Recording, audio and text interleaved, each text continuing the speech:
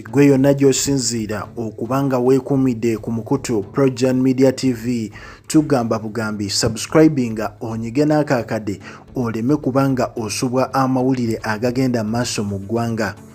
Era nga n'olunaku olwaleero amawulire ageetoolodde eggwanga Uganda ge mawulire ag'omukulu amanyiddwa nga Bobi Wine Kyagulanyi ng'ono ye pulezidenti w'abangi oluvannyuma lw'okuba nti olunaku olwaleero yasazeewo abeeko emirimu egy'eggwanga Uganda gy'awummula ate era afulumeko ebweru abeeko ensonga endala z'amaliriza.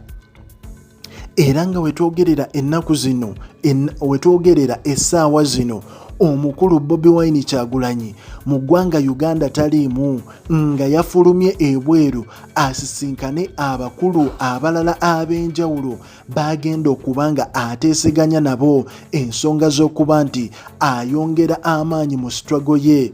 Olw'ensonga nti mu ggwanga Uganda kirabika bamusuppressinze nnyo naddala amagye ag'enjawulo agayiibwa ku kkubo ate nga ne bannayuganda baatya okwenyiga mu peaceful demonstration ekyaleetedde Bobi Wine okugendako ebweru abeeko amagezi ag'enjawulo ne connections ez'enjawulo zaafuna mu bantu bano.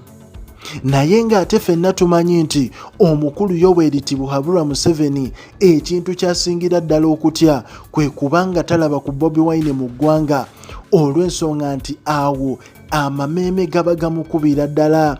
Abakimanyi omukulu gy'agenze yandifunayo obuyambi obw'enjawulo obuyinza okumuleetera obuzibu oba buyinza okuleetera entebe ye obuzibu.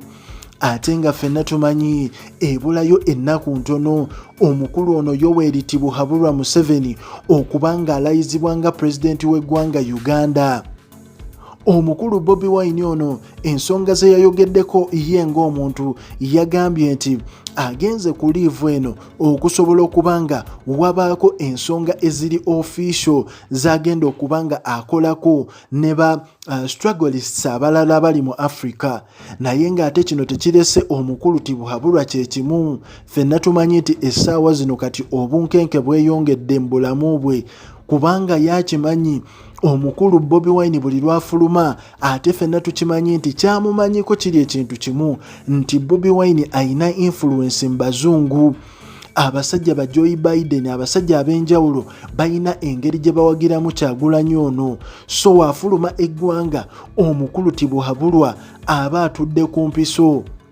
Owulira ffe tujja kuba tukuwa amawulire gonna agagenda maaso mu ggwanga ne meeting ez'enjawulo z'anaabakoze gwe weekuumire bwekuumizi ku Projan Media onyige n'akaakadde ng'omaze osubscribinga oleme kusubwa updates zonna zigenda maaso mu ggwanga.